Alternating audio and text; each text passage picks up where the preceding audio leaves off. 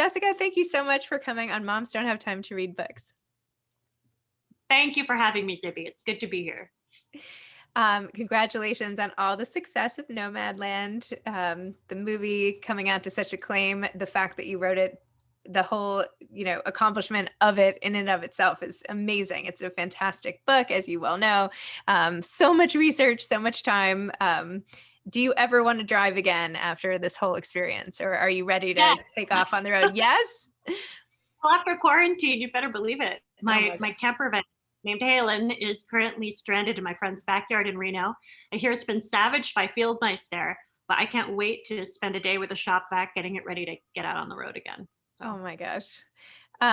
So what was it like at the beginning? I know you started this off just as a smaller piece when you were investigating this subculture of nomadic Americans essentially adapting to today's times. When did you know you had something just really big on your hands? Like, what was it like? How did you get immersed in the culture? Tell me like the story of how it became the book it is today. Yeah, so it started out with a girl in a tent and a rental car. There was no camper van.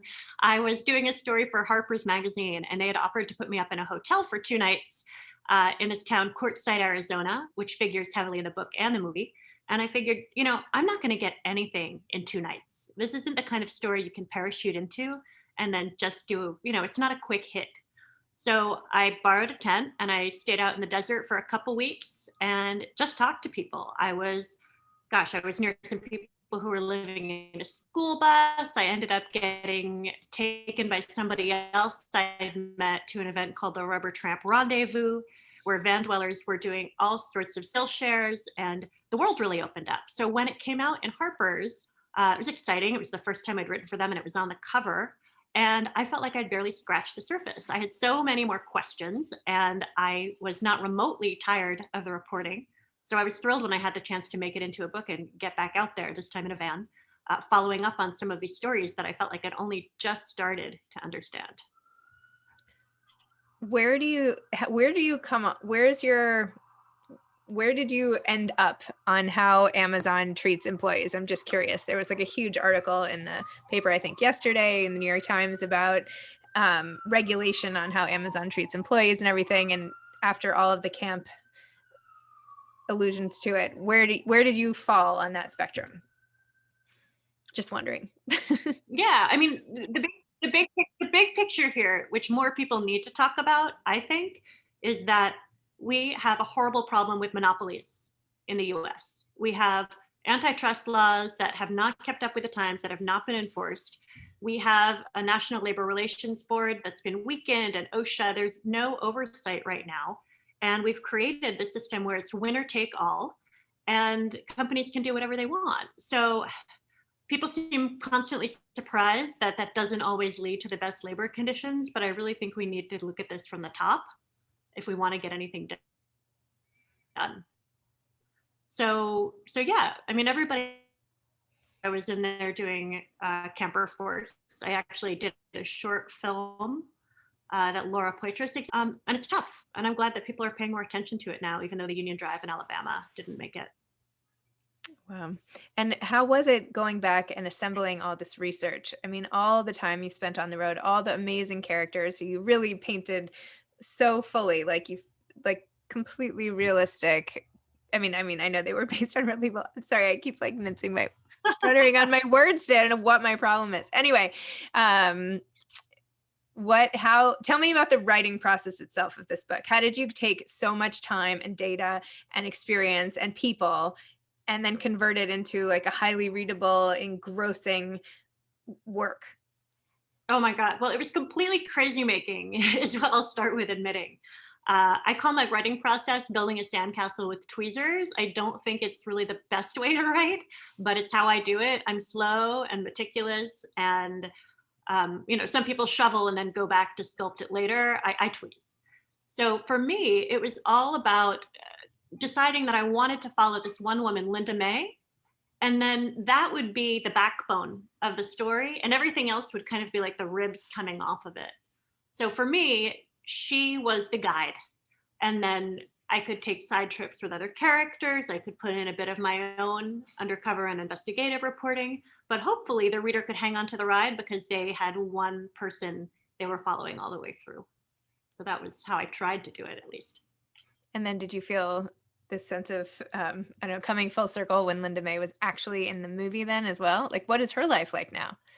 Yeah, Linda's doing great. Yeah, I last saw her at the premiere in Los Angeles, which was surreal. It was outside at the Rose Bowl with ash falling from the sky, Oh my gosh. and she's doing great. She's really excited by the success of the movie. We still talk all the time, and I'm glad that she feels good about it too. Because seeing her on screen and getting her story heard and feeling validated, I mean that's been incredibly moving for me too as a writer. So.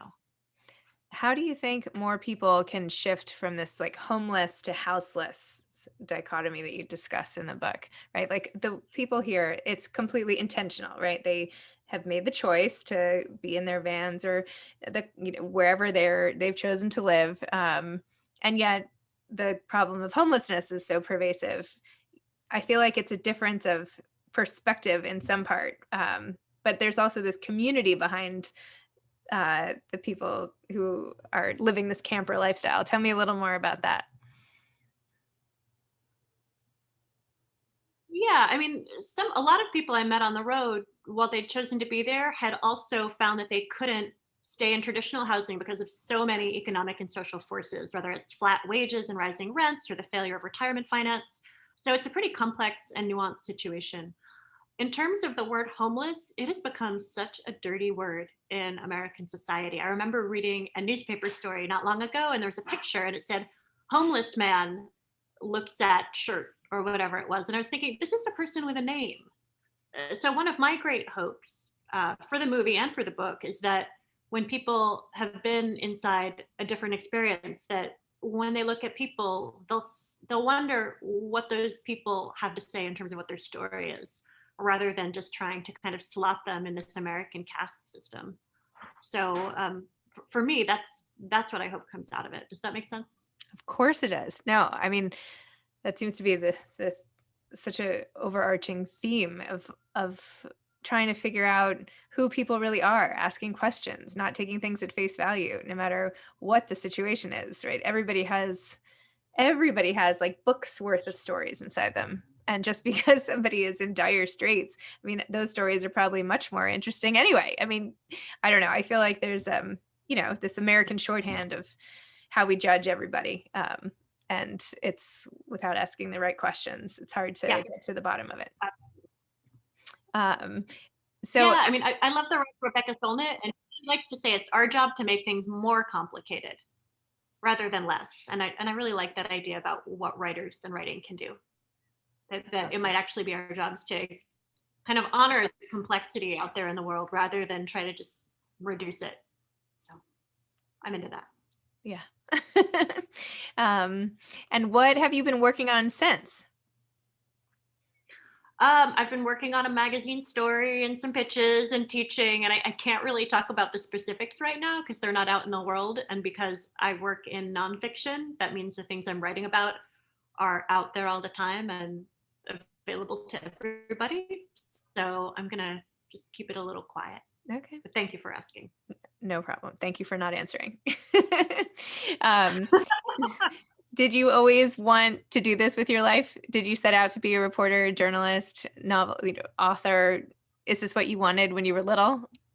I've always loved writing, but I don't think I knew I would want to do it this way.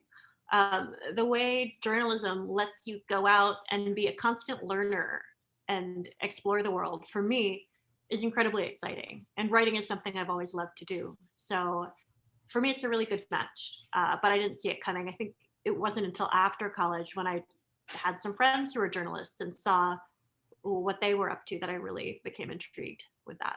So. So, what would you say? What advice would you give to aspiring journalists? Like, if you could go back to telling yourself something back in the Oh yeah, college days. get out there and keep pushing. Get out there, get curious. Um, Ask yourself what it is that makes you curious about certain things, because you want to be writing the kind of stuff you'd want to read. And if you can get a sense for your own, again, what draws you to certain subjects in the world and where they might resonate with other people, I think you'll have a good radar for going after stories. That's true. It's always a good thing to write what you wanna read, otherwise, how will you even know if it's good? Yeah, exactly. You don't Right? want to read it anyway. Yeah, And right, editing is exactly. horrible because you'll Yeah, have to read it. yeah. So yeah. I don't wanna read this thriller. Why did I write it? Who wrote No. this? Who wrote Oh, this? shoot, I wrote this. Oh no. Well, do you miss the characters you met along the way? Like, do you ever long for that lifestyle yourself? Okay, do I miss them? Yeah, but I also talk to them all the time, Okay. which is kind of, and everybody's on Facebook. I think that's why I've still kept my Facebook profile just because I talk to them that way. And do I miss it? I like dipping in and out of it very much, and I'm grateful that I get to do that. So I'm happy to be home. You can't see it, but I've got more plants than you can shake a leafy stick at. I've got a dog, so I'm kind of nested in here. But I love being out on the road. I love just getting behind the wheel of the van and seeing places and people that, as somebody who grew up in the Northeast, still feel fresh and new to me. So yeah, a little bit of both is what I like. Awesome. Amazing. Well, thank you, Jessica. Thanks for coming on Moms Don't Have Time to Read Books for this short chat about your book and the movie and everything else. So, thank you. Thanks for having me, Zibby. Okay. All right.